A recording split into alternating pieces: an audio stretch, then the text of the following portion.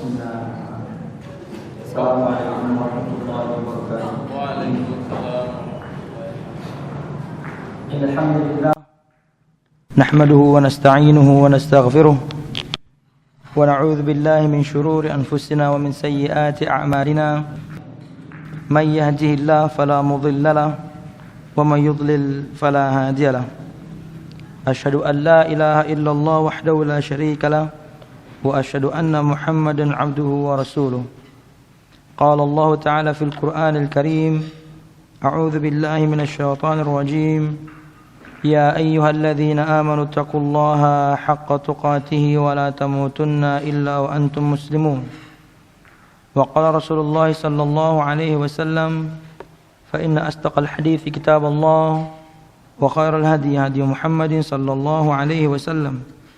Wa syarrul umuri muhdatsatuha fa inna kulla muhdatsatin bid'ah wa kulla bid'atin dhalalah wa kulla dhalalatin finnar, amma ba'd. Hadirin jamaah sekalian rahimakumullah. Alhamdulillah, segala puji syukur marilah kita panjatkan kepada Allah Subhanahu wa taala. Kemudian salawat serta salam semoga selalu tercurahkan kepada junjungan besar Nabi kita Muhammad sallallahu alaihi wasallam, juga beserta para sahabatnya, juga keluarganya dan segenap kaum muslimin yang selalu berpegang teguh dengan Islam ila yaumil qiyamah. Hadirin jamaah sekalian rahimakumullah, menyambung pembahasan kita pada bab atau pada buku Asbabuz Ziyadatil Iman wa Nuqsanih, sebab-sebab bertambahnya iman dan berkurangnya iman. Dan faedah kita ambil dari dua kitab kecil karangan Syekh Muhammad bin Shalih Al-Utsaimin dan juga Syekh Abdul Razzaq bin Abdul Muhsin Al-Abbad hafizahumullah. Dan pada pertemuan yang lalu ulun telah menyebutkan yakni sebab kedua dari sebab-sebab bertambahnya keimanan. Tentunya sebelum kita lanjutkan pada poin ketiga atau sebab yang ketiga dan juga mudah-mudahan bisa selesai sampai sebab yang keempat, ulun ingin rekap sedikit apa yang pernah kita sampaikan pada pertemuan yang lalu. Kata Syekh Muhammad bin Shalih Al-Utsaimin, wa li ziyadatil imani asbabun minha, dan untuk bertambahnya iman sebab-sebab atau ada sebab-sebabnya. Di antaranya adalah pertama, ma'rifatu asma'illahi wa sifatih, mengenal nama-nama dan sifat Allah Subhanahu wa taala. Fa innal 'abda kullama izdada ma'rifatun biha wa bimuqtadayatiha izdada imanan bi rabbih wa hubban lahu wa ta'dhima. Mengenal nama-nama dan sifat-sifat Allah Subhanahu wa taala, karena sesungguhnya seorang hamba setiap dia bertambah pengetahuannya dengan nama-nama dan sifat Allah Subhanahu wa taala dan mengerti akan kandungannya, niscaya iman dia akan bertambah kepada Tuhannya dan dia bertambah cinta kepada Allah Subhanahu wa taala dan dia lebih mengagungkan Allah Subhanahu wa taala lebih daripada biasanya. Dan pada pertemuan waktu itu kita menyebutkan salah satu nama dan sifat Allah Subhanahu wa taala As-Sami'. Bagaimana Allah Subhanahu wa taala memiliki nama dan sifat As-Sami', yaitu Maha mendengar. Dan Allah Subhanahu wa taala mendengar semua suara. Dan Allah Subhanahu wa taala mendengar semua logat, semua bahasa, mengerti semua apapun yang kita sampaikan kepada Allah Subhanahu wa taala. Dan tidak ada doa dan tidak ada permohonan yang berbenturan untuk Allah Subhanahu wa taala. Walaupun manusia dan jin dari pertama mereka sampai terakhir mereka berkumpul di satu tempat dan semuanya memohon kepada Allah Subhanahu wa taala, niscaya semuanya masing-masing Allah kabulkan. Dan Allah Subhanahu wa taala yakni betul-betul yakni tidak disibukkan ketika mendengarkan doa salah seorang hambanya dengan doa hamba yang lain. Betul-betul semuanya Allah dengarkan satu persatu. Dan Allah Subhanahu wa taala Maha, artinya betul-betul Maha mendengar segalanya.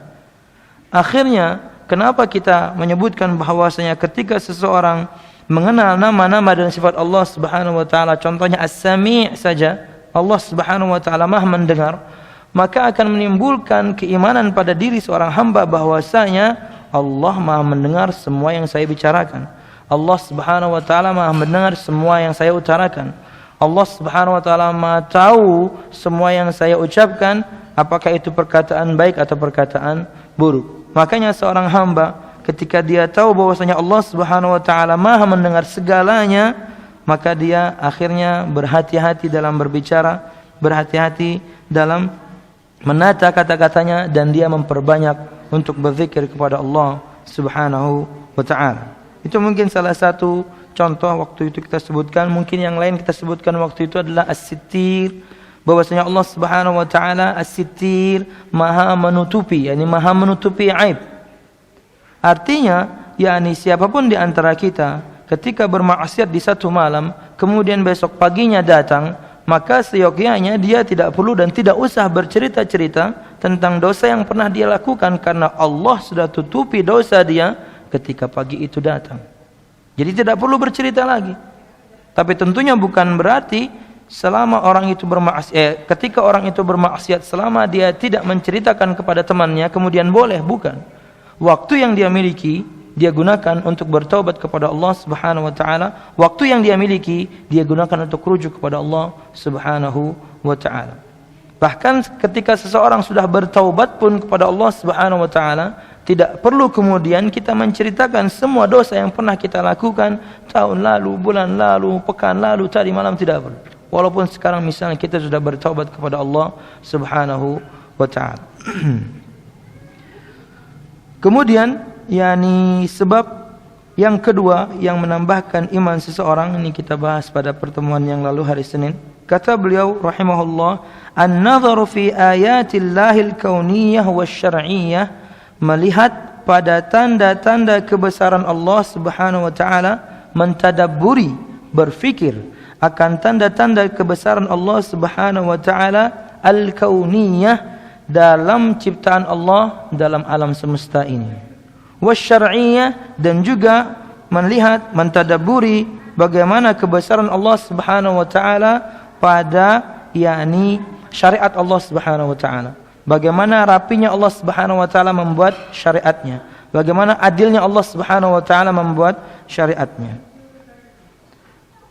Fa innal 'abda kullama nadhara fiha wa ta'ammala mashtamalat 'alaihi, karena sesungguhnya seorang hamba selama dia melihat, mentadabburi semua tanda-tanda kebesaran Allah Subhanahu wa taala pada penciptaan alam semesta dan juga pada syariatnya, wa mashtamalat alaih, dan dia betul-betul memahami apa yang dikandung akan semua tanda-tanda kebesaran Allah ini, minal qudratil bahirati wal hikmatil balighah, baik itu dari yakni kemampuan Allah Subhanahu wa taala yang luar biasa pada ciptaan-ciptaannya, dan bagaimana bijaksananya Allah Subhanahu wa taala pada semua hukum-hukumnya, izdada imanuhu wa yakinuhu bila raib, niscaya seorang hamba iman dia akan bertambah, keyakinan dia akan bertambah, dan itu tanpa ragu. Dan pada pertemuan waktu itu ulun menyebutkan beberapa contoh dari firman Allah Subhanahu wa taala, bagaimana kita seharusnya mentadabburi, melihat, menelaah bagaimana keagungan Allah Subhanahu wa taala pada penciptaan alam semesta. Contoh misalnya skup kecilnya saja adalah Allah berfirman dalam surah Az-Zariyat ayat 21, wa fi anfusikum afala tubsirun, dan pada diri kalian dan pada jiwa kalian, afala tubsirun, tidakkah kalian melihat? Artinya ulun sebutkan waktu itu bagaimana dahsyatnya ciptaan Allah Subhanahu wa taala pada diri kita ini sebelum jadi seperti ini. Allah Subhanahu wa taala berfirman dalam surah Al-Mu'minun ayat 12 sampai 14, wa laqad khalaqnal insana min sulalatin min tin, thumma ja'alnahu nutfatan fi qararin makin, thumma ja'alna an-nutfata 'alaqatan fa khalaqnal 'alaqata mudghatan فخلقنا المضغة عظاما فكسونا العظام لحما ثم أنشأنا خلقا آخر فتبارك الله أحسن الخالقين. Dan kami telah menciptakan manusia dari intisari tanah, karena Nabi Adam diciptakan dari tanah yang lembut. Betul-betul Allah bentuk dengan dua tangannya, dan Allah diamkan sejenak, dan kala itu sebelum Allah Subhanahu wa taala tiupkan ruh kepadanya, Iblis sudah mengitari, Iblis sudah mengelilingi, Iblis sudah mentawafi Nabi Adam alaihissalam, dan dia sudah merasa ini adalah sebuah ancaman akan makhluk Allah Subhanahu wa taala yang satu ini. Thumma ja'alnahu nutfatan fi qararin makin. Kemudian dari manusia kami jadikan dia, yakni manusia tersebut berikutnya dari setetes air mani yang kemudian disimpan di tempat yang sangat kokoh, yaitu rahim. Waktu itu ulun sebutkan bahwasanya jika awal mula penciptaan Nabi Adam dari tanah, dari intisari tanah, dari tanah yang lembut, dan iblis dari api, maka anak keturunan Nabi Adam kita tahu diciptakan dari mimma'in dafiq, dari air yang memancar atau air yang muncrat, yaitu air mani. Maka bisa jadi, ulun tentunya belum merujuk lebih dalam, anak cucu iblis tentunya tidak diciptakan dari api sebagaimana iblis diciptakan, karena Nabi Adam anak cucunya diciptakan dengan materi yang berbeda. Maka anak cucu iblis pun diciptakan dari materi yang berbeda, walaupun mungkin intinya adalah api itu sendiri. Thumma ja'alnahu nutfatan fi qararin makin. Kemudian kami jadikan dia manusia itu terbentuk pertama kali dari nutfah, setetes air mani yang disimpan di dalam tempat yang sangat kokoh, yaitu rahim. Thumma khalaqna an-nutfata 'alaqah. Kemudian setetes air mani tadi, dan kita tahu firman Allah Subhanahu wa taala, yakhruju min ba'in dafiq, apa itu surah Tariq? Min ba'in dafiq, yakhruju min bainis sulbi wat tara'ib. Kami ciptakan manusia dari air yang memancar, maksudnya air mani. Yakhruju min bainis sulbi wat tara'ib, keluar dari tulang sulbi laki-laki dan tulang dadanya perempuan, bertemu mereka sperma dan sel telur. Dan ulun sebutkan waktu itu bagaimana yakni riset seorang profesor dari Amerika bernama Keith L. Moore, bagaimana dia di awal tahun 90-an pun dia sudah, walaupun dia belum beriman, dia sudah menyebutkan bahwasanya yakni Al-Qur'an ini luar biasa menakjubkan. Dia melihat bagaimana rentetan Allah Subhanahu wa taala menciptakan seorang manusia yang dia temukan ilmunya kala itu tahun 90 sampai tahun 2000-an. Itulah ilmu luar biasa berkembang, ilmu embriologi. Kata dia, dari mana Muhammad tahu detail semua ini? Kami yakin di zaman Nabi Muhammad tidak ada itu yang namanya mikroskop. Sekalipun ada, tidak mungkin akan bisa menembus solid, yakni sesuatu yang solid seperti kulit ini, menembus ke dalam.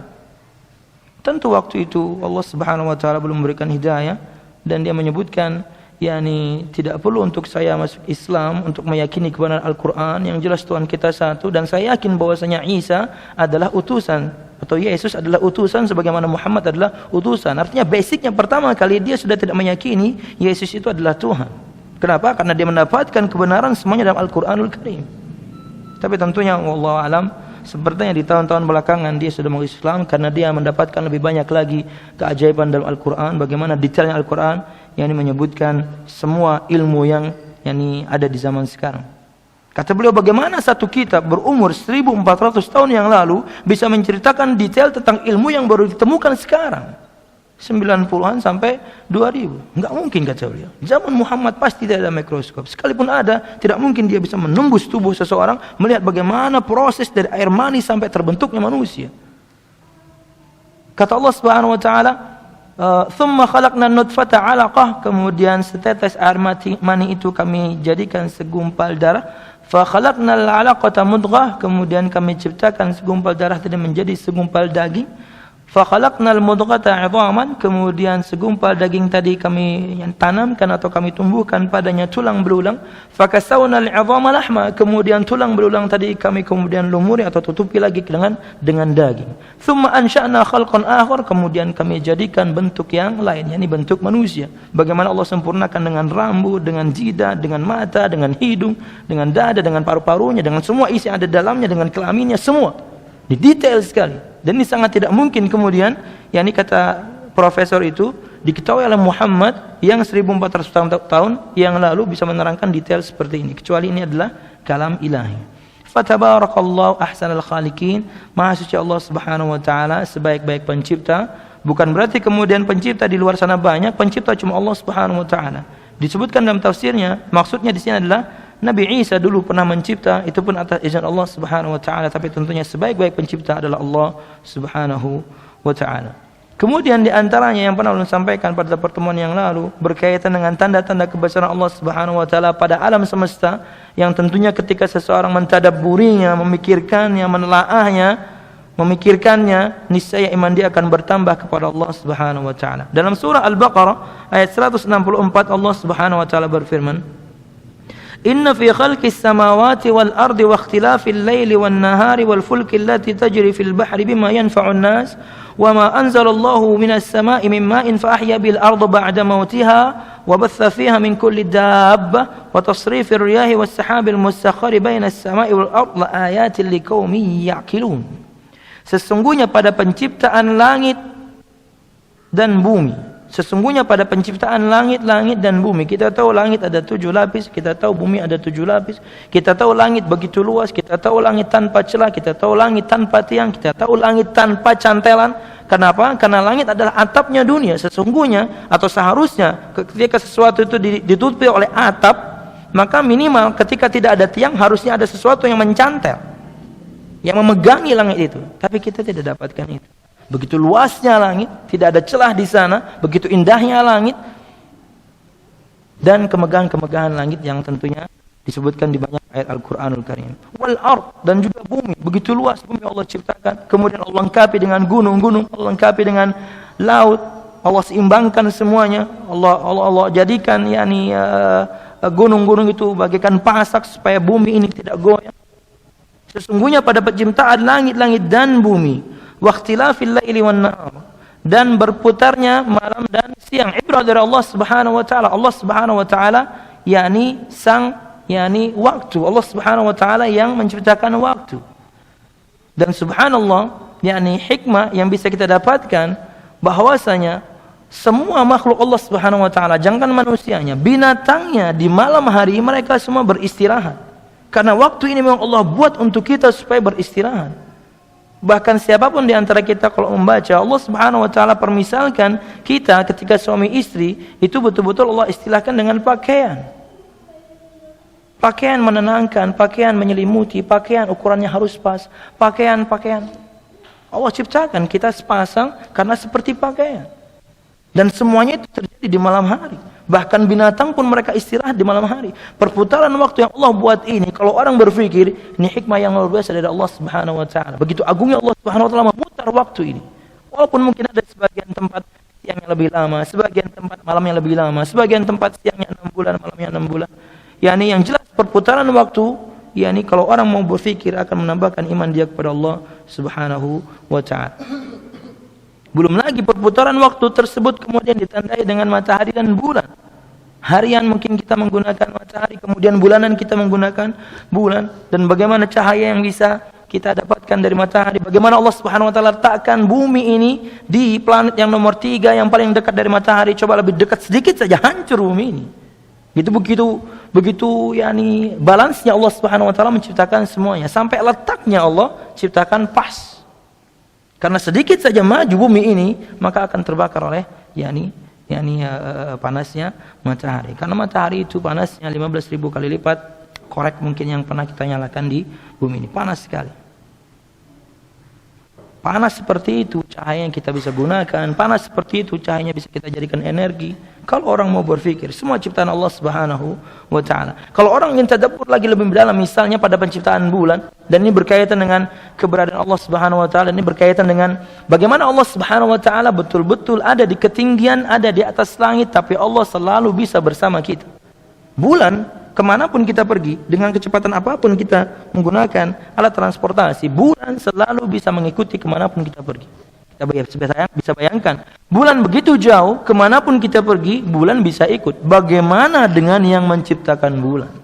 Maka semuanya akan gampang bagi Allah Subhanahu wa ta'ala. Makanya ketika ada seorang sahabat atau beberapa orang sahabat, ketika mereka berzikir dengan suara yang keras, mereka tentunya di padang pasir, ketika naik sebuah gundukan tinggi, mereka angkat suaranya, labbaik Allahumma labbaik. Ketika turun mereka pelan, ketika naik seperti itu. Kata Nabi Muhammad SAW, irbi'u, pelan-pelan, enggak usah keras-keras, santai saja. Fa innakum la tad'una as-samma wa la ghaiba. Kalian tidak berdoa kepada zat yang tuli dan yang gaib. Sesungguhnya kalian berdoa kepada zat yang maha mendengar, yang maha dekat, bahkan lebih dekat daripada leher tunggangan kalian. Jawaban tentunya untuk orang-orang yang masih saja berteriak-teriak dengan zikirnya di padang pasir. Ketika mereka berteriak tidak mengganggu orang pun, Nabi larang. Bagaimana kalau misalnya kita, di sekitar kita, banyak orang yang akan terganggu dengan zikir yang kita sebutkan secara keras. Wallahu a'lam bishawab. Wal fulki allati tajri fil bahri bima yanfa'un nas, dan bahtera atau kapal yang tentunya yakni berjalan di atas lautan membawa segala sesuatu yang bermanfaat untuk manusia. Kita sebutkan waktu itu bahwasanya perdagangan zaman dulu, safar yang dilakukan oleh para ulama juga antar satu negeri ke negeri yang lain menggunakan kapal. Tidak ada pesawat, tidak ada dan tidak bisa kemudian jalan darat. Makanya kapal kala itu adalah alat transportasi satu-satunya untuk membelah bumi. Bagaimana satu sama lain bertukar dagangan, bagaimana satu sama lain bertukar ilmu. Yani kalau orang memikirkan, yani tentunya iman dia akan bertambah. Allah Subhanahu wa taala mudahkan seseorang, Allah berikan ilmu kepada seseorang kala itu untuk membuat kapal untuk bepergian. Wa ma anzalallahu minas sama'i mimma, dan apa-apa yang Allah turunkan dari langit dari air, maksudnya air hujan. Fa ahya bil arda ba'da mautiha, kemudian Allah dengan air tadi menghidupkan bumi yang tadinya mati. Bumi yang tadinya gersang dengan air hujan yang Allah turunkan menjadi yani subur. Orang yang mau berpikir ini adalah dalil akan mudahnya Allah Subhanahu wa taala membangkitkan kita nanti di hari kiamat. Allah bisa menghidupkan tumbuh-tumbuhan dari tempat yang gersang karena Allah turunkan air. Dari tempat yang mati Allah turunkan air, kemudian keluar yakni tumbuh-tumbuhan. Maka Allah Subhanahu wa taala sangat mampu sekali untuk menghidupkan kita semua yang sudah dipatak itu, yang sudah dikubur itu di hari kiamat. Betul-betul mereka keluar seperti tumbuhan nanti di hari kiamat. Itu yang pertama kali dibangkitkan oleh Nabi Muhammad sallallahu alaihi wasallam. Pertama kali dibangkitkan, pertama kali dibukakan untuknya pintu surga. Nah, pasti masuk surga tentunya. Nah, ramai beberapa hari terakhir ini tentang yakni bahwasanya Nabi Muhammad yakni belum tentu atau tidak masuk surga. Subhanallah. Pintu surga tidak dibuka pertama kali kecuali untuk Nabi Muhammad. Kemudian setelah dibuka terus nabinya nggak masuk. Nah, ini nggak masuk akal. Belum lagi kita pernah bahas kalau tidak salah waktu itu di mimbar Jumat berkaitan dengan surah Al-Kautsar. Inna a'tainakal kautsar. Sesungguhnya kami telah memberikan kamu Al-Kautsar. Al-Kautsar adalah sungai di surga. Allah menyebutkan dengan inna a'taina, sesungguhnya kami telah memberikan kamu. Padahal belum Allah kasih. Cuma Allah menggunakan fi'il madhi. Allah menggunakan kata kerja past tense. Sesungguhnya kami telah memberikan kamu, padahal nanti. Maka ini dalil bahwasanya Allah Subhanahu wa taala memastikan Allah akan berikan sungai di surga. Lah diberikan sungai masa orangnya enggak masuk. Lucu juga orang itu. Masya Allah. Dan prinsip dasar akidah Ahlussunnah wal Jamaah, kita tentunya tidak memastikan seseorang masuk surga atau neraka kecuali berdasarkan nas Al-Quran atau sunnah Nabi Muhammad sallallahu alaihi wasallam. Orang yang saleh bisa slip akhir hayatnya, orang yang bejat bisa saleh di akhir hayatnya. Tapi kalau misalnya ada penyebutan dari firman Allah Subhanahu wa taala atau sabda Nabi Muhammad sallallahu alaihi wasallam, sami'na wa ta'ana, kita percaya, kita yakini. Para sahabat At-Taubah ayat 100. Para sahabat juga yang Allah janjikan surga untuk mereka semua yang ikut perjanjian atau membayat Allah Subhanahu wa taala di bawah pohon Baiatul Aqabah, Baiatul Ridwan. Para sahabatnya Allah janjikan surga, nabinya masa enggak? Lucu jadinya. Subhanallah. Belum lagi yakni sahabat-sahabat yang Nabi Muhammad SAW sebutkan secara eksplisit nama mereka satu-satu yang dijanjikan surga oleh Allah Subhanahu wa taala. Untuk dalil yang seperti ini kita yakini, selama firman, selama sabda menyebutkan fulan bin fulan, kelompok A, B, C dan D masuk surga, kita yakini. Atau misalnya yang pasti nerakanya seperti Abu Lahab, seperti istrinya Nabi Lut, seperti istrinya Nabi Nuh, maka kita yakini neraka mereka. Sisanya wallahu a'lam bishawab. Sampai meninggal pun seseorang masih dengan dosa besarnya, sampai meninggal seseorang masih dengan dosa besarnya, dengan zinanya, dengan pencuriannya, dengan pembunuhannya, dengan korupsinya, dengan dan semua dosa, maka dia di bawah kehendak Allah Subhanahu wa taala. Jika Allah mau akan adab dia di kuburan dan di akhirat menurut kadar dosa yang dia lakukan. Dan jika Allah mau, Allah akan ampuni dia karena Allah Subhanahu wa taala Maha Pengampun. Itulah prinsip dasar akidah Ahlussunnah wal Jamaah. Hati-hati kalau misalnya menyimpang dari hal yang seperti ini. Karena ini makna keimanan. Dan itu makna di antara makna keimanan kita kepada Nabi Muhammad sallallahu alaihi wasallam. Wa batha fiha min kulli dabbah, dan Allah sebarkan di dalam bumi tadi, yakni semua binatang yang melata, begitu unik, begitu banyak jenisnya, bahkan dalam satu nama binatang saja macam-macam, kemudian yakni tipe kalau bisa kita katakan. Seperti buaya ada macamnya, monyet ada macamnya, ayam ada macam, semua subhanallah. Dengan kelebihan-kelebihan yang mereka miliki, dengan kelebihan-kelebihan yang mereka miliki. Di antaranya misalnya ayam jago. Kata Nabi Muhammad, "Idza sami'tum," jika kalian mendengar ayam berkokok atau kokokan ayam, maka yakni memohonlah kepada Allah Subhanahu wa taala. Kenapa? Karena dia sedang melihat malaikat. Jika kalian mendengarkan ringkikan keledai, maka beristighfarlah atau berlindunglah kepada Allah Subhanahu wa taala karena dia sedang melihat syaitan. Kelebihan yang mereka miliki, mereka bisa lihat, kita enggak. Tapi kalau kita tanya, yam kayak apa gerang yam? Kata kawah, kita enggak bisa. Yang jelas Nabi terangkan mereka memiliki kemampuan itu.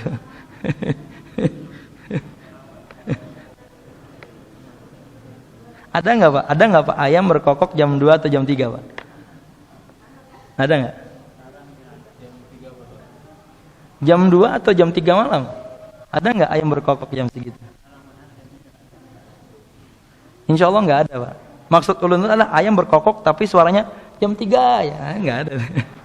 Pasti kukuruyuk ya.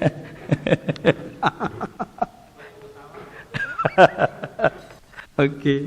Jam 2 ya, wah keren mana ayam gitu, Pak. Waduh. Kalau jam 2 kan wah berarti Piala Champion gitu kan. Jam 3 wah berarti Piala Dunia gitu kan. Jam 2 wah berarti MotoGP tapi di Amerika gitu kan. Aduh, kita lanjutkan.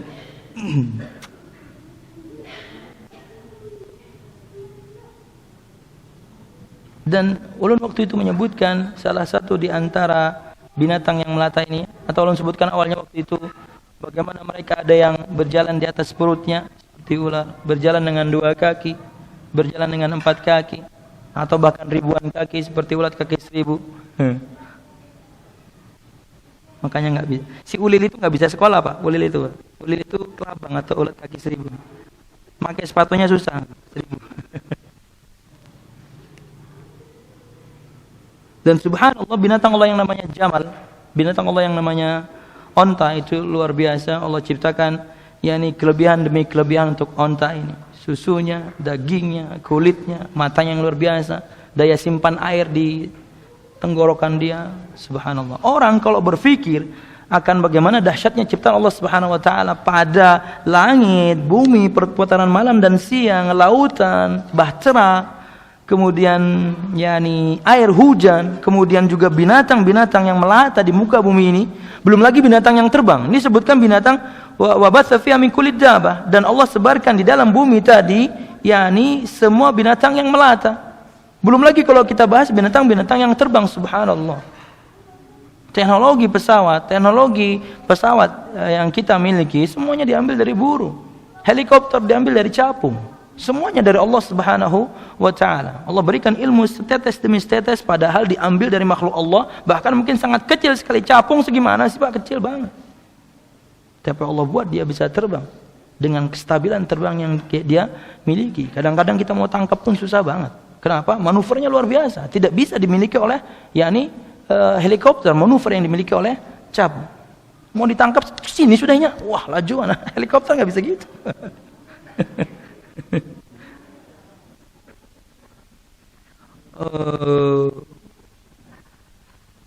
Wa tasrifir riyah wa sahabil mustakhir baina samai wal ard, dan dihembuskannya angin dan juga awan yang Allah Subhanahu wa taala berikan hikmah tentunya pada hembusan angin dan awan. Nanti yakni Allah berikan hujan di tempat tertentu, tidak untuk yang lainnya. La ayatil liqaumin yaqilun. Ini sungguh itu adalah tanda-tanda untuk orang-orang yang berakal. Wallahu a'lam bishawab. Kemudian afala yanzuruna ilal ibli kaifa khuliqat? Apakah mereka tidak melihat bagaimana penciptaan seekor onta yang luar biasa? Wa ilas sama'i kaifa rufi'at, dan langit yang Allah angkat begitu tinggi, sudah kita sebutkan tadi, tidak ada celahnya, tidak ada lubangnya, begitu luas, tidak ada tiang, tidak ada cantelannya. Wal jibali kaifa nusibat, dan gunung-gunung yang Allah tetapkan, Allah kukuhkan, Allah mantapkan bumi ini dengan gunung-gunung. Wa ilal ardi kaifa sutihat, dan bagaimana penciptaan bumi yang Allah hamparkan, yang Allah bikin kita mudah untuk menjalani bumi ini. Wallahu a'lam bishawab. Itu yang ulun sampaikan pada pertemuan yang lalu. Maka pada kesempatan sore hari ini, yakni sebab yang ketiga yang menambahkan keimanan seseorang adalah, kata beliau, fi'lut ta'ah taqarruban ila Allah subhanahu wa ta'ala, fa innal imana yazdadu bihi bihasbi husnil amali wa jinsihi wa kathratihi, fa kullama kana al-amalu ahsan fa kana ziyadatul imani bihi a'zam, wa husnul amali yakunu bihasbil ikhlas wal mutaba'ah. Di antara sebab-sebab bertambahnya iman, poin yang ketiga adalah fi'lut ta'ah, melakukan ketaatan, taqarruban ila Allah subhanahu wa ta'ala, untuk mendekatkan diri kepada Allah subhanahu wa ta'ala. Artinya ikhlas karena Allah subhanahu wa ta'ala, tidak riya, tidak sum'ah. Riya mau dilihat, sum'ah mau didengar. Fa innal imana, karena sesungguhnya iman yazdadu bihi, akan bertambah dengan menjalankan ketaatan. Bihasbi husnil amal, berdasarkan baiknya amalan tersebut. Wa jinsih, berdasarkan jenis amalan tersebut, kita akan sebutkan nanti bagian-bagiannya. Wa kathrati, dan berdasarkan banyaknya amalan tersebut. Perhatikan ada 3. Maka sesungguhnya iman akan bertambah dengan menjalankan ketaatan. Itu bisa dilihat, pertama, baiknya amal, jenis amal, dan juga banyaknya amal. Fakullamal amalu ahsan fakana ziyadatul imani bi a'zam. Maka setiap amalan yang lebih baik, perhatikan ini supaya tidak terjadi salah paham nanti, karena yang dimaksudkan baik di sini apa, ulun akan sebutkan. Maka selama amalan itu lebih baik, maka bertambahnya iman lebih banyak atau lebih besar. Wa husnul amal, nah diterangkan di sini oleh Syekh Muhammad bin Shalih Al-Utsaimin, dan baiknya amal itu diukur dari yakunu bihasbil ikhlas wal mutaba'ah. Dan baiknya amal itu patokannya adalah ikhlas, syarat pertama diterimanya amal, wal mutaba'ah, dan cocok atau mengikuti tuntunan Nabi Muhammad sallallahu alaihi wasallam. Ini poin pertama dulu. Ada poin ketiga, tapi ada 3 poin lagi di bawahnya, itu menerangkan tentang baiknya amal, jenis amal, dan juga yakni banyaknya amal. Poin pertama tentang yakni baiknya amal. Yang dimaksudkan dengan baik di sini adalah bahwasanya amalan tersebut bukan baik menurut kita. Bukan baik menurut kita. Kadang mungkinlah amalan baik kemudian Allah tolak. Enggak bisa, cocok tidak dengan tuntunan Nabi Muhammad. Baik belum tentu benar, benar pasti baik. Maka yang dimaksudkan dengan baik di sini adalah al-ikhlas wal mutaba'ah. Ikhlas karena Allah menjalankannya, dan cocok tuntunannya melalui Nabi Muhammad sallallahu alaihi wasallam. Pada surah Tabarak Allah Subhanahu wa taala berfirman, Tabarak, Bahtiar bantu saya, Tabarak. Ayat 2. Alladzi khalaqal mauta wal hayata liyabluwakum ayyukum ahsanu amala. Alladzi khalaqal mauta, tentunya di awalnya ada tabarak, ada maha suci Allah Subhanahu wa taala bla bla bla.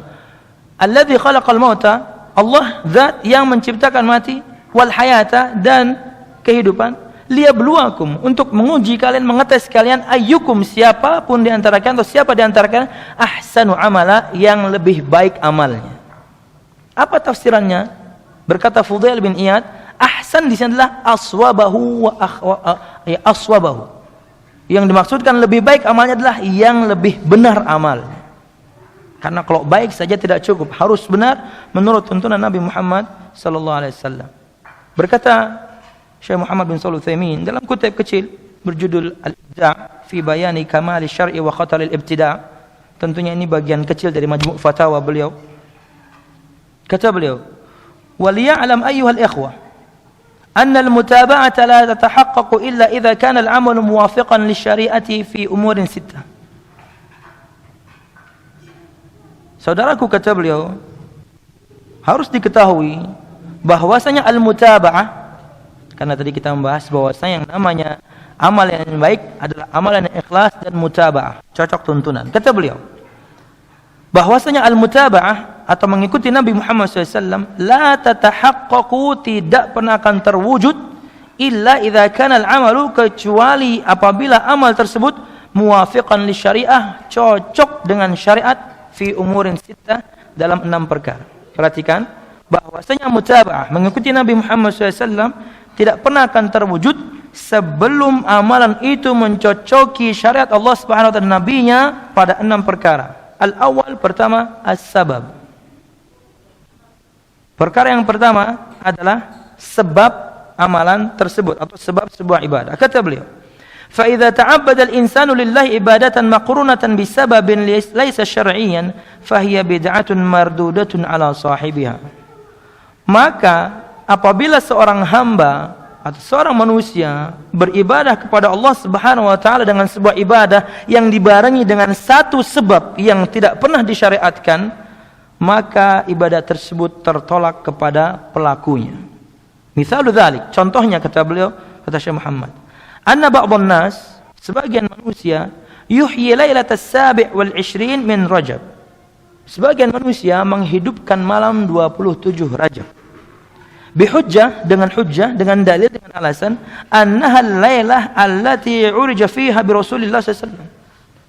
Dalilnya adalah sebab mereka menghidupkan malam 27 Rajab adalah bahwasanya mereka meyakini malam itu adalah malam di mana Nabi Muhammad SAW dimi'rajkan ke langit. Artinya mereka beribadah menghidupkan malam dengan membarengkan satu sebab, karena Nabi Muhammad di malam itu dulu beliau dimi'rajkan oleh Allah Subhanahu wa taala. Fatahajjudu ibadah, kata Syekh, maka tahajud adalah sebuah ibadah. Walakin lamma qurina biha as-sababu kana bid'atan li'annahu bana hadhihi al-ibadah ala sababin lam yathbut syar'an. Akan tetapi ketika tahajud tadi, yang ibadah tadi kemudian dibarengi dengan satu sebab yang tidak pernah diajarkan Nabi Muhammad SAW, maka ibadah ini percuma. Kenapa? Tidak pernah ada dari Nabi Muhammad ibadah dengan sebab seperti ini. Jadi perhatikan sekali, kata beliau, wahai saudaraku, sesungguhnya mengikuti Nabi Muhammad SAW tidak pernah akan terwujudkan kecuali jika amal itu mencocoki syariat Nabi Muhammad SAW dalam 6 perkara. Pertama tadi adalah sebabnya. Jadi kalau ada sebuah ibadah kemudian disertakan dengan sebab, sebabnya ini tidak pernah Nabi ajarkan, maka ibadahnya percuma. Atau misalnya setiap pian mau masuk kantor, kemudian sholat tahiyatul kantor di depan, di lobi gitu, sholat tahiyatul kantor. Ada tidak sebab seperti ini kalau mau kerja? Maka kalau tidak ada, ibadahnya percuma, sholatnya percuma. Syukur kalau kantornya bersih, Pak. Kalau kantornya kotor atau kerjanya di pom bensin ya. Salat tahiyatul pom bensin.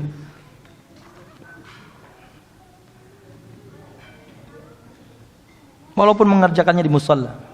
Tentunya walaupun mengerjakannya di musalla. Ada tidak sebab seperti itu? Maka kalau tidak ada, kita tidak lakukan.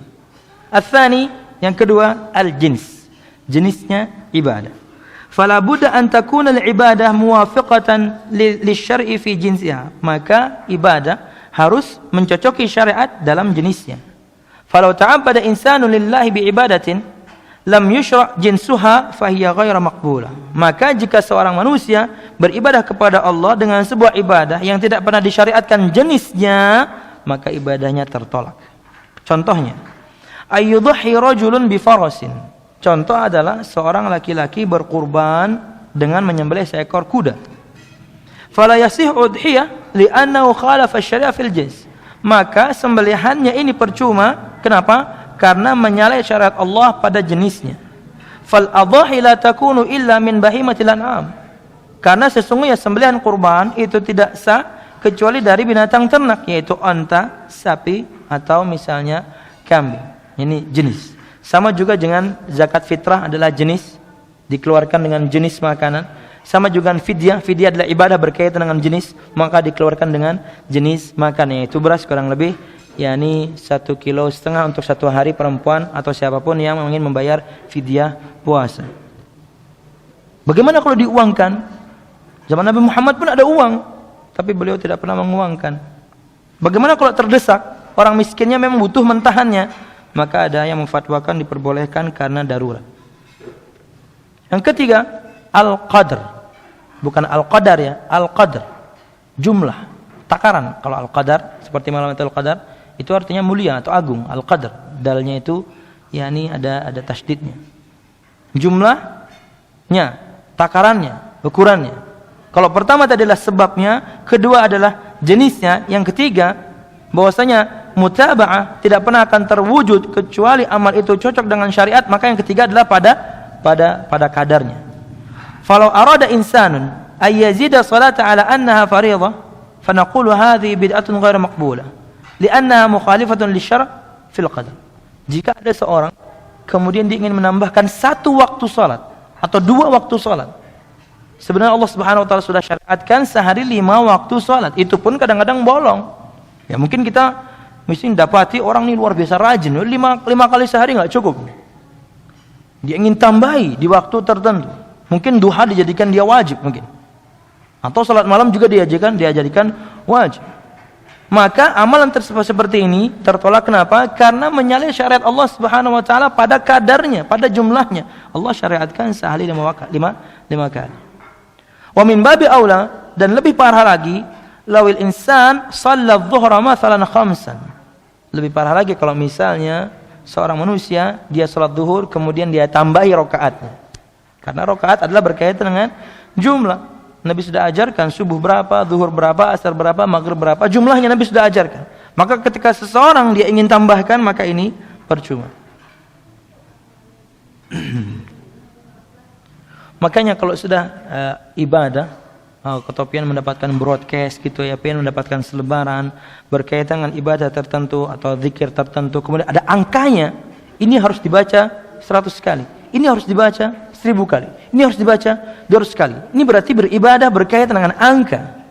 Betulkah Nabi Muhammad SAW ajarkan angka itu, jumlah itu? Kita harus cross check. Belum sering contohkan dengan zikir setelah sholat. Kenapa? Karena zikir setelah sholat, subhanallah, alhamdulillah, Allahu akbar, masing-masing kita lakukan 100 kali pun mudah Pak. Mampu kita melakukannya dan tidak butuh waktu lama. Subhanallah, subhanallah, 100 kali mudah. Tapi Nabi Muhammad mengajarkan angka. Nabi Muhammad mengajarkan jumlah, yaitu 33. Wallahu a'lam bishawab. Ar-rabi', yang keempat, al-kaifiyah, cara.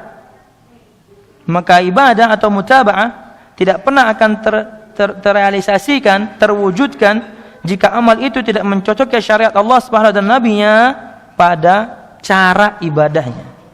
Kata beliau, "Falau anna rajulan tawaddu'a," jika seorang laki-laki wudu, "fabada bi ghusli rijlaihi," kemudian dia memulai dengan mencuci kedua kakinya, "tsumma masaha 'ala ra'sihi," kemudian baru dia usap kepalanya, "tsumma ghassala yadayhi," baru kemudian dia basuh tangannya, "tsumma wajhihi," kemudian terakhir baru wajahnya. Artinya mungkin dia berkeyakinan bahwasanya yang kotor itu kaki, jadi kaki dulu yang dibasuh, wajah terakhir karena ini tempat yang paling mulia. Fanaqul, maka kita katakan wudhu'uhu batil li'annahu mukhalifun lisyar'i fil kaifiyah. Maka kita katakan, kata Syekh Muhammad bin Shalih Al-Utsaimin, wudhu orang ini adalah batil atau batal, tidak sah karena menyalahi syariat Allah Subhanahu wa taala pada perkara cara berwudu yang sudah jelas dimulai dari mencuci wajah. Al-khamis, yang kelima, az-zaman, zaman atau waktu. Maka mutaba'ah kepada Nabi Muhammad SAW tidak pernah akan terwujudkan kecuali amal itu mencocoki praktek beliau pada zamannya. Kata beliau, "Falau anna rajulan dhaha fi awwali ayyami dzulhijjah," maka jika ada seorang laki-laki menyembelih kurban tapi di awal Dzulhijjah, di hari pertama Dzulhijjah, fala tuqbal al-udhiyah li mukhalafati syar' fi zaman, maka yakni sembelihannya tidak diterima. Kenapa? Karena menyalahi syariat pada zaman, pada waktu yang sudah disyariatkan.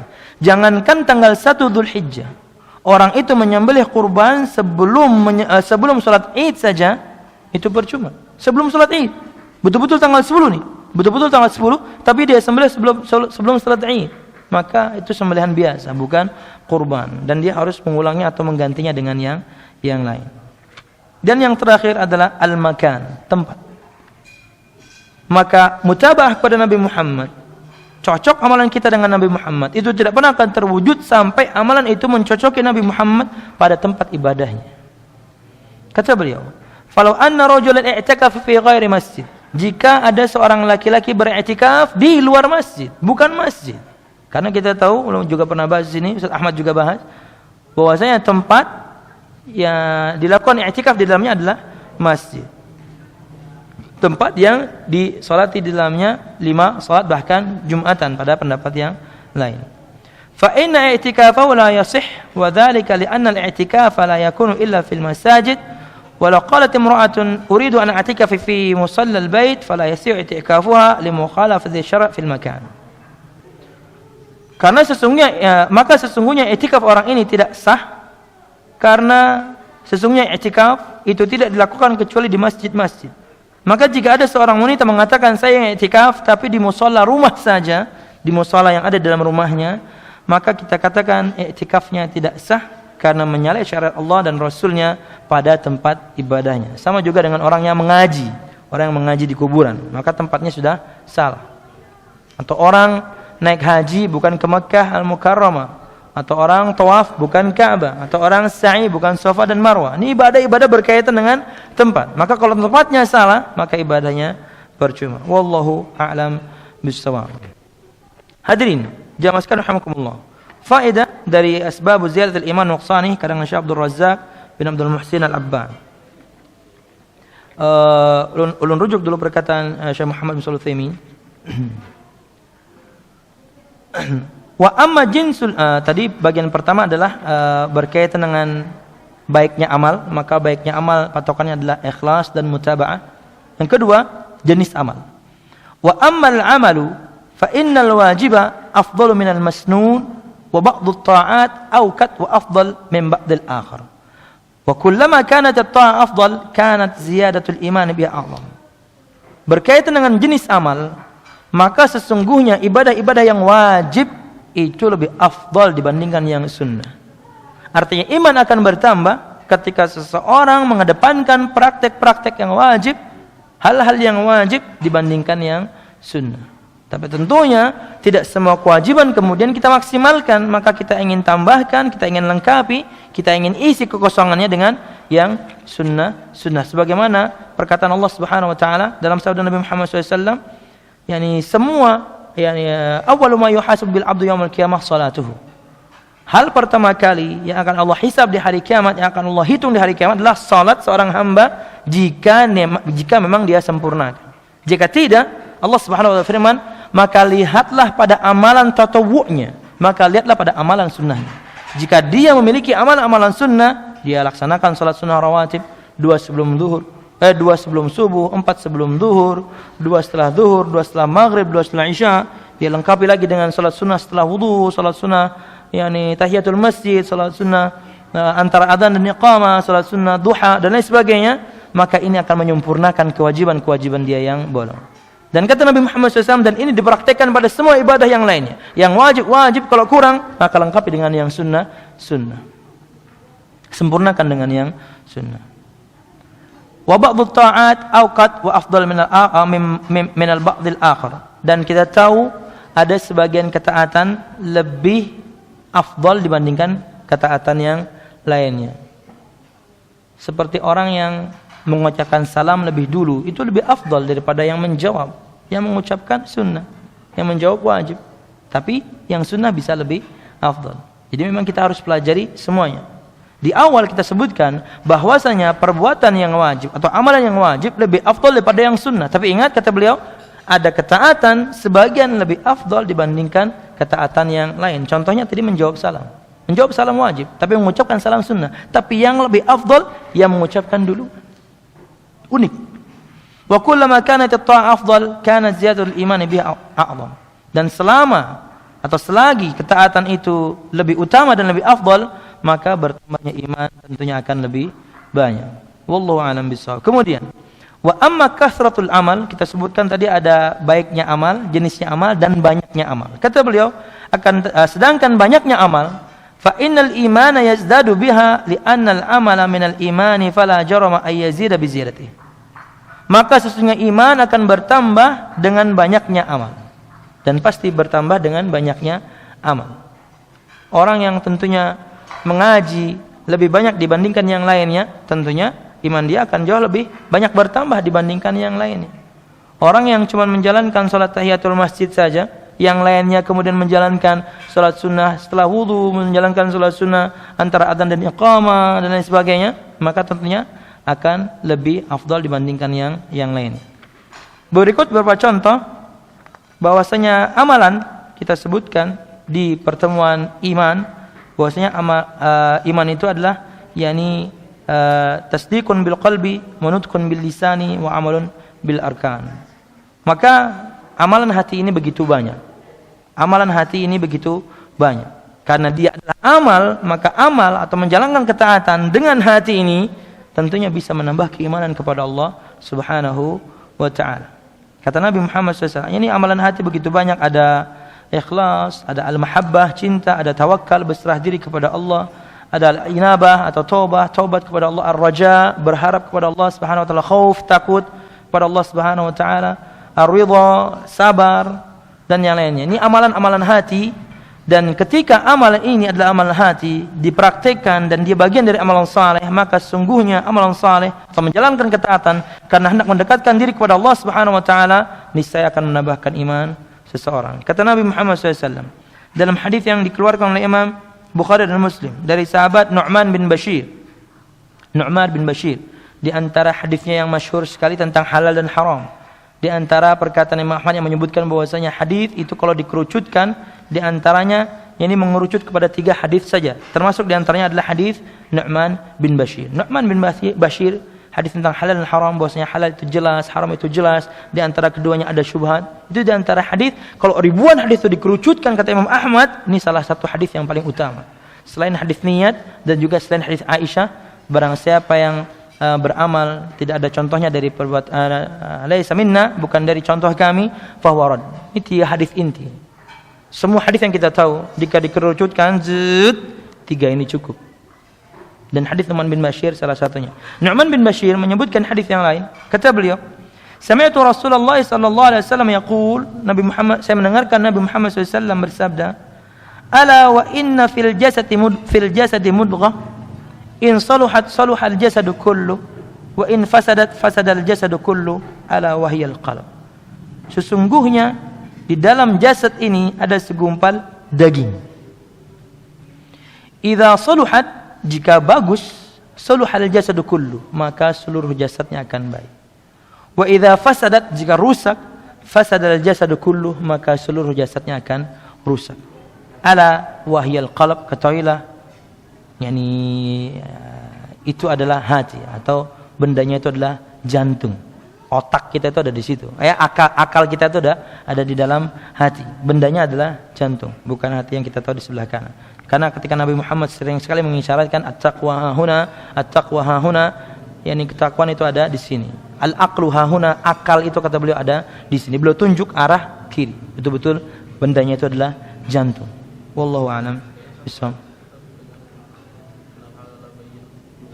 Oh iya, itu satu hadis. Ini sambungannya ya. Kemudian amalan hati. Berikut perkataan Syekhul Islam Taimiyah. Berkaitan dengan amalan hati. Thumma al-qalbu huwa al-asl, fa idza kana fihi ma'rifatun wa iradatun siwa dhalika ila al-badan bi-darurah, la yumkin an yatakhallafa al-badanu amma yuriduhu al-qalb. فإذا كان القلب صالحا بما فيه من الإيمان علما وعملا قلبيا لزم ضرورة صلاح الجسد بالقول الظاهر والعمل بالإيمان المطلق.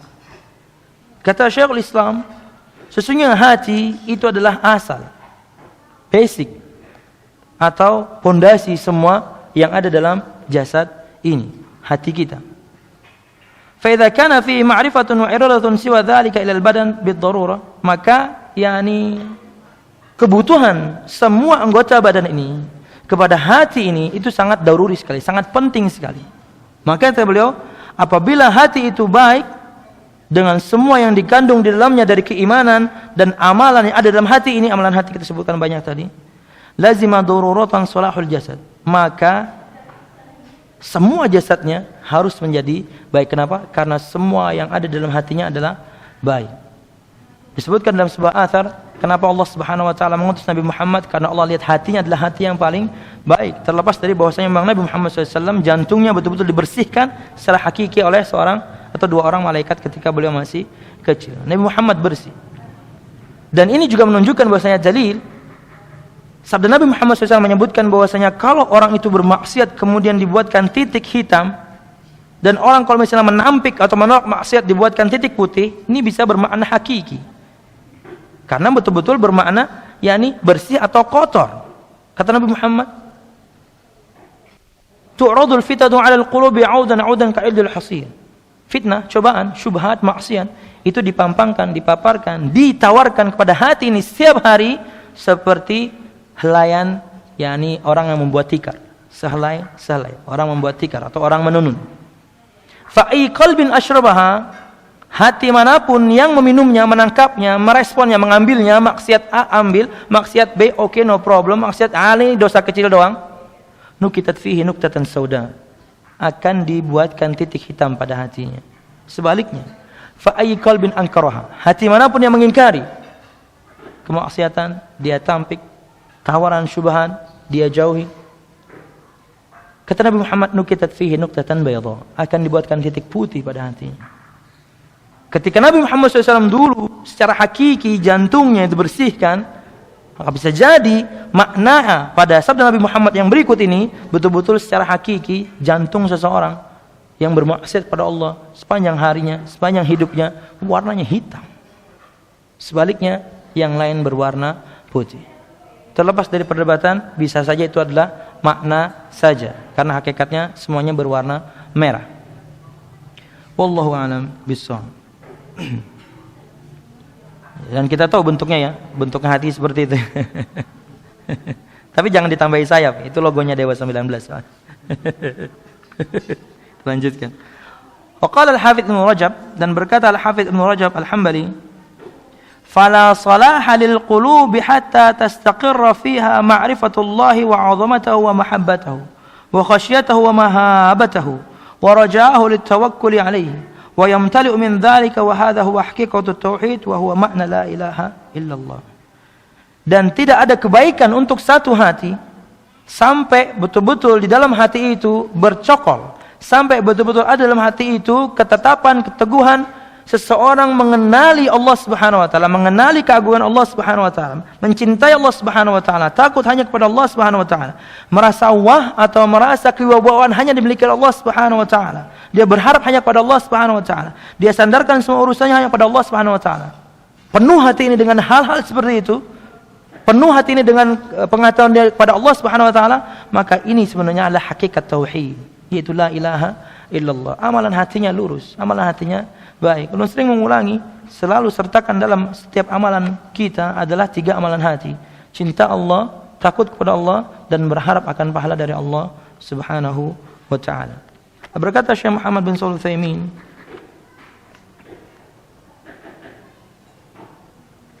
kata beliau, ini sebenarnya harusnya ulun sampaikan pada sebelum pembahasan ini. Begitu bahayanya kita ketika kita menyalahi syariat Nabi Muhammad SAW, dan itu sudah mendarah daging. Setiap hari kita menyalahi sunnah beliau, hari demi hari, bulan demi, bahkan mungkin tahunan kita kemudian menjalankan sesuatu yang tidak ada sunnahnya. Perhatikan perkataan beliau. Wa'lam, ketahuilah, kata Syekh Muhammad bin Shalih Al-Utsaimin, annaka lan tuhditha bid'atan fi dinillah illa intaza'allahu min qalbika minas sunnah. Bahwasanya jika kamu melakukan perbuatan yang tidak pernah disunnahkan Nabi Muhammad SAW, tidaklah seseorang melakukan perbuatan yang tidak disunnahkan Nabi Muhammad SAW kecuali Allah Subhanahu wa taala akan renggut, kecuali Allah Subhanahu wa taala akan cabut dari hatimu sunnah Nabi Muhammad SAW. Kenapa? Li'anna al-qalba wi'a, Karena hati ini itu bagaikan bejana, hati ini bagaikan gelas. In malatahu bil khairi lam yabqa fihi makanun lisyarr. Jika engkau penuhi hati ini dengan yang baik-baik, dengan sunnah-sunnah Nabi Muhammad SAW, maka tidak ada tempat untuk keburukan. Maka tidak ada tempat untuk kebid'ahan. Kenapa? Anda penuhi dia dengan kebaikan. Wa in mala'tahu bisyarr lam yabqa fihi makanun lil khair. Jika engkau penuhi hati ini dengan yang buruk-buruk, maksiat semuanya, syubhat semuanya, maka habis, tidak ada tempat untuk kebaikan. Buruk terus. Makanya sabda yang tadi ulun lanjutkan, ketika hati orang sudah hitam, kata Nabi Muhammad SAW, bahkan sampai seperti gelas yang tertelungkup, kalkubi mujakhia, seperti gelas tertelungkup, tidak bisa lagi diisi air, lawang gelasnya tertelungkup. Kata Nabi Muhammad, la ya'rifu ma'rufan wa la yunkir munkaran. Orang kalau sudah seperti itu, hitam hatinya, mati hatinya, la ya'rifu ma'rufan, tidak tahu lagi hal yang ma'ruf, yang baik, tidak tahu lagi dia mana yang baik, wa la yunkir munkaran, tidak bisa lagi mengingkari kemungkaran. Bahaya kalau sudah sampai seperti ini. Wa idza mala'tahu bis sunnah lam yabqa fihi makanun lil bid'ah. Hati kita sebutkan tadi kata Syekh Muhammad bagaikan bejana atau bagaikan gelas. Jika engkau penuhi dia dengan sunnah, maka tidak ada tempat untuk bid'ah. Sebaliknya, jika engkau penuhi dengan bid'ah, maka tidak ada tempat untuk sunnah. Itulah pentingnya kita menjalankan syariat ini betul-betul seperti yang diajarkan Nabi Muhammad SAW. Kalau kita kotori hati ini dengan hal-hal yang seperti itu, penuh dia, maka sunnah akan tertolak. Dan pian insya Allah pernah mengalami hal itu. Bagaimana ketika pian menasihati seseorang, kemudian basicnya dari pertama dia sudah menolak. Kenapa? Karena memang hatinya sudah tertutup dengan semua kebid'ahan, sunnah tidak bisa masuk. Wallahu a'lam bishawab. Berikutnya amalan lisan. Amalan lisan. Kata beliau, kata Syekh Abdul Razak bin Abdul Muhsin Al-Abbad, kadzikrillah, seperti berzikir kepada Allah, wa hamdihi wa thani alaih, memuji Allah Subhanahu wa taala, wa qiraati kitabihi, membaca Al-Qur'an, wa salatu wassalamu ala rasulih, bersalat kepada Nabi Muhammad sallallahu alaihi wasallam. Ini amalan lisan. Karena kita ingin menyebutkan bahwasanya di antara sebab bertambahnya iman adalah beramal atau melakukan ketaatan karena ingin mendekatkan diri kepada Allah Subhanahu wa taala. Dan amal itu bisa dari baik dan tidaknya, ikhlas dan tidaknya, cocok dan tidaknya dengan sunnah Nabi Muhammad, banyak dan tidaknya, dan afdal atau tidaknya. Dan amal itu sendiri terbagi menjadi tiga, yakni amalan-amalan hati, berikut amalan-amalan lisan. Wal amru bil ma'ruf wan nahyu 'anil munkar, juga yakni memerintahkan kepada yang ma'ruf, melarang dari kemungkaran. Wa tasbih, bertasbih, perkataan subhanallah. Wal istighfar, dan istighfar, perkataan astaghfirullah atau astaghfirullahal azim. Wa du'a, dan berdoa. Wa ghairi dzalika min al a'mal allati takunu bil lisan, dan semua amalan yang menggunakan lisan, maka perbanyaklah perbuatan tersebut, perbanyaklah ketaatan menggunakan amalan lisan ini, niscaya iman dia akan bertambah. Kata beliau, fala syakka anna al-qiyama biha wal mudawamata 'alaiha wal iktsaru minha min a'zami asbabi ziyadatil iman. Maka tidak ada keraguan bahwasanya seseorang yang menegakkan zikir kepada Allah Subhanahu wa taala, selalu mengingat Allah Subhanahu wa taala, membasahi lidahnya dengan mengingat Allah Subhanahu wa taala, terus-menerus dia lakukan itu, dia perbanyak itu, maka tidak ada keraguan sesungguhnya ini ada antara sebab-sebab yang paling besar menambahkan iman seseorang kepada Allah Subhanahu wa ta'ala. Berkata Syekh Abdurrahman bin Nasir As-Sa'di, kata beliau dalam kitab At-Tawdi' wal Bayan halaman 32, wa min asbabi dawa'il iman, dan di antara sebab-sebab bertambahnya iman, al-iktsaru min dzikrillahi kulla waqtin, memperbanyak berzikir kepada Allah Subhanahu wa taala setiap saat. Wa min ad-du'a alladhi, tentunya setiap saat atau setiap waktu, pada waktu-waktu yang memang disyariatkan. Bangun tidur kita zikir, sebelum masuk WC kita ada zikirnya, keluar juga ada, pakai baju, ngaca, sebelum pergi kerja, masuk tempat kerja, kalau tempat kerja adalah pasar, ada doa masuk pasar, dan lain sebagainya. Subhanallah, perbanyak perbuatan seperti ini, niscaya iman dia akan bertambah. Kata Syekh Abdurrahman bin Nasir As-Sa'di, dan di antara sebab-sebab bertambahnya iman, memperbanyak zikir kepada Allah setiap saat. Wa min ad-du'a alladhi huwa mukhul ibadah, dan memperbanyak doa karena ini adalah intinya ibadah. Ad-du'a wal ibadah. Kata Nabi Muhammad, ad-du'a wal ibadah. Doa adalah ibadah. Fa inna dzikra lillahi yaghrisu syajaratal iman fil qalb. Karena sesungguhnya zikir kepada Allah Subhanahu wa taala akan menanam pohon iman pada hati seorang hamba. Akan menanam pohon iman pada hati seorang hamba. Wa yughadhiha, dan akan memberikan gizi pada pohon tadi. Wa yunammiha, dan akan menumbuhkan pohon tadi. Beliau istilahkan dengan pohon. Orang kalau sudah banyak berzikir kepada Allah, dia selalu ingat Allah Subhanahu wa taala, kayak ada pohon pada hatinya. Kemudian pohonnya dia sirami lagi dengan zikir yang lain. Kemudian pohonnya kemudian bertambah besar iman dia kepada Allah Subhanahu wa taala atas zikir yang dia lakukan. Makanya kalau tentunya ingin membesarkan sesuatu harus disirami. Harus diberikan gizi dan disirami. Jadi kalau punya anak siram tiap pagi itu cepat besar, Pak.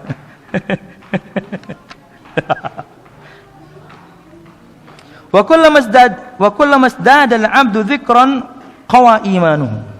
Dan setiap seorang hamba menambah zikirnya kepada Allah Subhanahu wa taala, maka akan menambah kekuatan imannya. Kama anna al-iman yad'u ila kathrati dzikr, faman ahabba Allah aktsara min dzikrih wa mahabbatullah al-iman bal hiya ruh.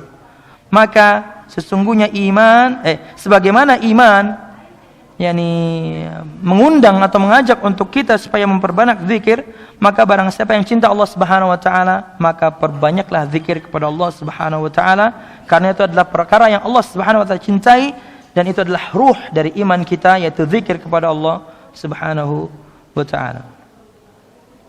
Kemudian berkata Imam Ibnu Qayyim al-Jauziyah dalam kitab Al-Wabilus Shayyib halaman 84, anna lidzikri mi'ata, disebutkan oleh Syekh al-Imam Ibnu Qayyim al-Jauziyah dalam kitab Al-Wabilus Shayyib bahwasanya zikir itu memiliki 100 faedah. Zikir itu memiliki 100 faedah, banyak sekali. Biasa Imam Ibnu Qayyim ketika ingin menyebutkan poin, sering sekali beliau menyebutkan sampai 100, pasti poin. Di antaranya mungkin yang saya juga sering dengar, mungkin Syekh Ahmad juga pernah bawakan, 100 alasan mungkinnya Nabi Yusuf berzina dengan Zulaikha. Mesti angka 100. Perkataan Imam Ibnu Qayyim. 100. Ini di antaranya juga bahwasanya zikir itu memiliki 100 faedah. Minha annahu yatrudus syaitan. Di antaranya zikir bisa menolak syaitan. Wa yurdi ar-Rahman. Zikir membuat ar-Rahman, Allah Subhanahu wa taala ridha kepada kita. Wa yuzilul hamma wal gham. Zikir juga menghilangkan gundah. Zikir menghilangkan gundah gulana. Wa yajlibul farah. Zikir itu akan menumbuhkan kesenangan, wassurur, kebahagiaan. Zikir wa yuqawwil qalb wal badan. Zikir menguatkan hati, zikir menguatkan badan. Wa yunawwirul wajha wal qalb. Dan zikir menerangi wajah dan hati. Subhanallah. Akan sangat berbeda orang yang selalu salat, akan sangat berbeda orang yang selalu berzikir kepada Allah Subhanahu wa taala, wajahnya berseri-seri, wajahnya bercahaya, sekalipun dia orang yang hitam. Dulu kita waktu di Madinah, teman-teman kita itu dari Ethiopia, dari Kenya, dari mana-mana, itu yang kelihatan giginya doang. Hitam sekali. Sama rambut itu enggak ada bedanya, hitam sekali. Tapi subhanallah, ulun pernah digawil tentunya dengan kakak kelas, ulun lupa. Mudahan Ustaz Irwan Sufyan atau kita biasa kenal dengan Abdul Taslim. Coba lihat dulu aja. Teman-teman kita ini hitam-hitam, tapi wajahnya bersinar. Cerah wajahnya. Kenapa? Air wudu. Kenapa? Zikir. Kenapa? Salat. Kenapa? Taat kepada Allah Subhanahu. Orangnya hitam, tapi pancaran itu ada. Tapi ada yang sebaliknya, orang putih butek kita ngeliat wajahnya itu. Iya. Kenapa? Karena memang jauh dari zikir kepada Allah Subhanahu wa taala. Jauh zikir kepada Allah Subhanahu wa taala. Kata Imam Ibnu Qayyim, zikir yunawwirul wajha wal qalb. Zikir itu mencerahkan, memberikan cahaya pada wajah ini dan juga hati. Wa yajlibur rizq, dan zikir itu bisa mendatangkan rezeki, subhanallah. Dan tentunya banyak faedah yang beliau sampaikan. Berkata Abu Darda dari Nabi Muhammad SAW, beliau bersabda, ala unabbiukum bi khairi amalikum, maukah kalian aku beritakan kepada amalan kalian yang paling baik, wa ardaha inda malikikum, dan yang paling diridhai oleh Allah Subhanahu wa taala, Wa arfa'ha fi darajatikum, dan yang paling tinggi derajatnya dari amalan-amalan kalian. Wa khairul lakum min i'ta'i dzab wal warik, dan lebih utama dibandingkan kalian bersedekah atau berinfak dengan emas dan perak. Wa min an talqaw aduwakum fatadribu a'naqakum wa yadribu a'naqakum. Dan lebih baik daripada kalian bertemu musuh, kemudian kalian penggal leher mereka, atau mereka memenggal leher kalian, atau yang kalian membunuh atau dibunuh, lebih hebat daripada berjihad amalan ini. Wa ma dzaka ya Rasulullah, kata para sahabat, apa itu? Kata Nabi Muhammad, maukah kalian aku beritakan sebuah amalan yang paling baik dari semua amal-amal kalian? Dicintai Tuhan kalian, diridhai Tuhan kalian, lebih tinggi derajatnya dari semua amalan, lebih baik daripada seorang berinfak dengan emas dan perak, lebih baik daripada jihad di jalan Allah Subhanahu wa taala, lebih baik daripada mati di jalan Allah Subhanahu wa taala. Subhanallah. Ini namanya jihad, membunuh dan terbunuh. Fataqtuluna wa tuqtalun. Kalian membunuh dan kalian terbunuh, itu namanya jihad. Yang namanya jihad itu membunuh dan terbunuh. Dan jihad adalah orang-orang pilihan. Tempat sendiri, saya pengen klub anu, kemudian dia bom sendiri, ceger. Wah, itu bukan jihad namanya. Kenapa? Yang namanya jihad itu membunuh dan terbunuh. Dan amalan ini lebih baik. Kata para sahabat, wa ma dzaka ya Rasulullah? Amalan apa itu? Lebih baik daripada semua amalan-amalan ini. Kata Nabi Muhammad SAW, zikrullah, zikir kepada Allah Subhanahu wa ta'ala. Maka selalu basahilah lidah kita, bibir kita dengan berzikir kepada Allah Subhanahu wa taala setiap saat. Disebutkan tadi oleh Syekh Abdurrahman bin Nasir As-Sa'di, kulla waqtin. Iman akan bertambah ketika seorang berzikir kepada Allah setiap waktu, setiap saat. Dan Nabi Muhammad ketika kita bangun pagi sampai tidur lagi, begitu banyak zikir yang beliau ajarkan, begitu banyak doa yang beliau ajarkan. Amalkan itu. Subhanallah. Yani iman seseorang niscaya akan bertambah dengan menjalankan ketaatan untuk mendekatkan diri kepada Allah Subhanahu wa taala, di antaranya dengan amalan hati, di antaranya dengan amalan lisan. Dan yang terakhir adalah amalan anggota badan. Kata beliau, min salatin wa siyamin wa hajjin wa sadaqatin wa jihad wa ghairi dzalik. Baik itu salat, amalan badan, puasa, haji, apalagi betul-betul diuji fisik kita, sedekah, kemudian berjihad dengan Allah dan lain sebagainya. Fahiyya kadzalika min asbab ziyadatil iman, maka hal yang demikian pun adalah sebab-sebab bertambahnya iman. Wallahu a'lam bishawab. Itu mungkin yang bisa ulun sampaikan, mudah-mudahan bermanfaat. Salah dan khilaf ulun mohon maaf. Mudah-mudahan kajian kita berkah Allah Subhanahu wa taala. Amin ya rabbal alamin. Dan juga di sini sebenarnya ditutup oleh Syekh Abdul Razak, ketika seseorang hendak mendekatkan diri kepada Allah Subhanahu wa taala dengan menjalankan ketaatan, beliau menyarankan dengan mujalasatu ahlil khair. Mujalasatu ahlil khair. Mujalasah itu duduk atau saling duduk atau berteman. Berteman dengan orang-orang yang baik. Anda ingin taat kepada Allah, Anda ingin kemudian mudah menjalankan ketaatan kepada Allah, Anda tahu bahwasanya amal ini baik, mengikuti Al-Quran dan As-Sunnah, ikhlas karena Allah, Anda tahu ini jenisnya, Anda tahu ini banyak dan tidaknya, dari mana? Dari teman-teman yang saleh yang memberitahu Anda, yang memberikan nasihat kepada Anda. Ini poin ditutup oleh beliau dengan mujalasatu ahlil khair. Jadi perbanyak kita sering duduk dengan orang-orang yang baik, berteman dengan orang-orang yang baik. Akan menambahkan keimanan. Kenapa? Karena mereka akan menggiring kita kepada keimanan. Sebagaimana para sahabat, para tabi'in, para tabi'in, mereka betul-betul dengan istilah hayya nazdad imanan, ta'alau nazdad imanan. Yuk mari sini, ayo ke sini, yuk kita tambah iman. Kenapa? Mereka mengajak teman-temannya untuk menuntut ilmu, untuk menambah iman kepada Allah Subhanahu wa ta'ala. Wallahu a'lam bishawab.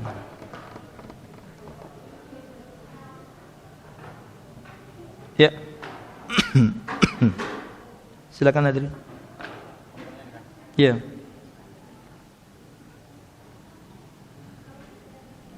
Kalau tidak ada bagus lagi. Kita zikir aja habis ini.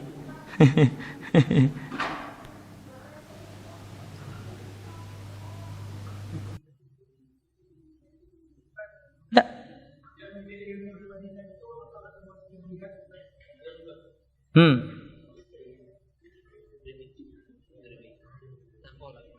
Ya. Menuntut ilmu di Madinah termasuk jihad. Menuntut ilmu secara umum bisa dikatakan jihad. Kenapa? Tapi tentunya akan berbeda dengan makna jihad dengan jihad yang orang berperang. Banyak yakni dalam hadis menyebutkan perkara-perkara jihad seperti orang yang mati membela hartanya, orang yang mati membela jiwanya, orang yang mati karena melahirkan, orang yang mati dan lain sebagainya. Dinamakan jihad. Tapi itu jihad duniawi, Artinya pahalanya di sisi Allah Subhanahu wa taala tidak sama seperti jihad ukhrawi yang dimiliki oleh orang-orang yang berjihad di jalan Allah. Kenapa? Orang yang berjihad di jalan Allah betul-betul perang itu sejak mereka meninggal, ruhnya saja sudah di sorga. Ruhnya. Ini yang membedakan antara jihad-jihad yang lainnya. Perhatikan, kata Nabi Muhammad SAW dalam hadis dikeluarkan oleh Muslim tentang orang yang mati syahid di jalan Allah Subhanahu wa taala, artinya jihad duniawi dan ukhrawi. Di dunia dia berperang karena Allah Subhanahu wa taala sampai mendapatkan istishhad. Kata Nabi Muhammad, arwahuhum fi jawfi tayrin khudrin laha qanadilun mu'allaqatun bil arsy tasruhu fil jannati kaifa sya'at wa idza kama qala. Ini kurang lebih hadis nomor 1800-an sekian. Kata Nabi Muhammad, ruhnya orang yang meninggal, yang mati syahid, fi jawfi tayrin khudrin, ada di dalam mulut seekor burung yang berwarna hijau. Tidak bisa kita terangkan bagaimana detailnya ruh, karena Nabi Muhammad ketika ditanya saja apa? Yas'alunaka 'anir ruh, qul ruh min amri rabbi. Mereka bertanya kepada tentang ruh, katakan Muhammad, ruh perkara Tuhanku. Artinya kita tidak tahu bagaimana detailnya ruh, bagaimana bentuknya ruh, bagaimana kalau misalnya yakni ada bentuknya itu seberapa besar kita nggak tahu. Yang jelas dalam hadis ini disebutkan ruhnya orang yang mati syahid di dalam mulut seekor burung yang berwarna hijau. Bukan sarung hijau ya. Batiar sarung hijau.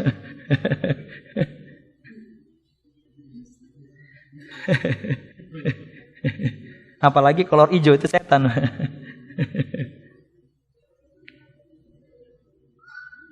Laha qanadilun mu'allaqatun bil arsy. Burung-burung ini memiliki qanadil. Qanadil itu artinya kalau dibuka di terjemahan kamus-kamus itu lentera. Tapi lebih dekat diterjemahkan dengan seperti sangkar. Lentera. Pokoknya dia memiliki lampu. Burung-burung ini memiliki lentera, memiliki cahaya. Cahaya ini mu'allaqatun bil arsy. Menggantung di arsy Allah Subhanahu wa taala. Tasruh fil jannati kaifa syaa. Burung-burung ini berterbangan di surga Allah semau mereka. Artinya ruhnya sudah berterbangan di surga Allah Subhanahu wa taala. Belum lagi hari kiamat, sekarang. Orang-orang mati syahid, sekarang ruh mereka mendapatkan nikmat yang luar biasa. Karena ada ruh yang modelnya seperti itu, ada ruh yang memang dikembalikan ke jasadnya ulang. Ruhnya orang mati syahid itu beda. Beda sekali.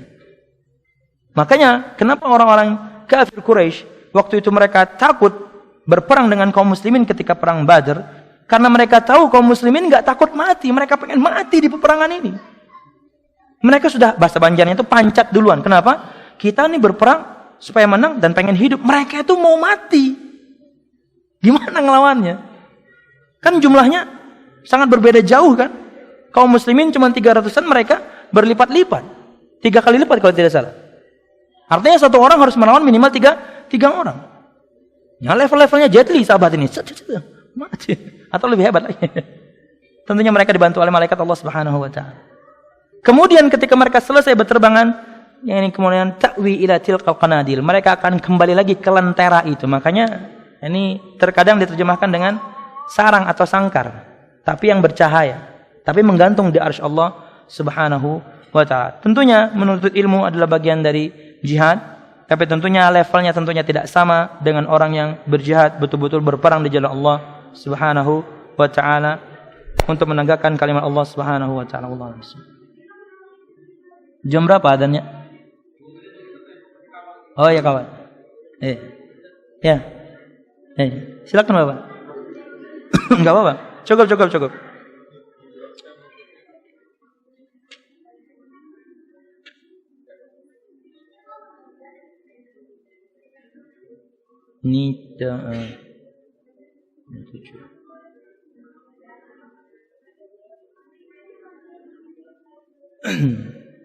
Sebelum tutup, ingin sebutkan secara singkat. Maka di antara sebab-sebab bertambahnya iman, kata Syekh Muhammad bin Shalih Al-Utsaimin, adalah melakukan ketaatan karena hendak mendekatkan diri kepada Allah Subhanahu wa taala.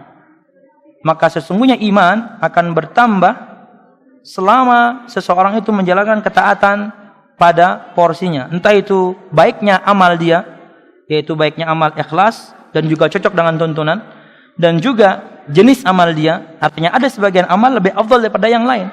Orang mengedepankan yang wajib lebih afdal daripada yang sunnah. Tapi ingat, di perkara yang lain, kadang-kadang yang sunnah bisa mengalahkan yang wajib. Contohnya orang yang memulai salam, itu perkara sunnah, tapi yang jawab adalah wajib. Tapi fa'alanya lebih besar yang sunnah. Kemudian juga berkaitan dengan banyaknya, maka tentunya orang yang beribadah lebih banyak dibandingkan yang lain. Apalagi perkara sunnah atau tatawu, maka iman dia akan bertambah lebih daripada yang lainnya. Dan kita sebutkan amal ini, ada amalan hati yang begitu banyak, dan juga amalan lisan, di antaranya zikir yang kita bahas tadi lebih mendetail, dan juga amalan anggota badan seperti puasa yang kita jalankan sekarang. Maka dengan menjalankan amal saleh, hanya ingin mendekatkan diri kepada Allah Subhanahu wa taala, niscaya akan menambahkan iman seseorang insyaallah. Amin ya rabbal alamin. Mudahan iman kita selalu bertambah. Suatu saat mungkin pasti berkurang, tapi kita berdoa kepada Allah Subhanahu wa taala semoga iman kita selalu meningkat, dan Ramadan ini betul-betul menjadi batu loncatan kita untuk menjadi insan yang lebih baik setelah bulan Ramadan insyaallah. Amin ya rabbal alamin. Subhanakallahumma bihamdika asyhadu an la ilaha illa anta astaghfiruka wa atubu ilaik. Assalamualaikum warahmatullahi wabarakatuh.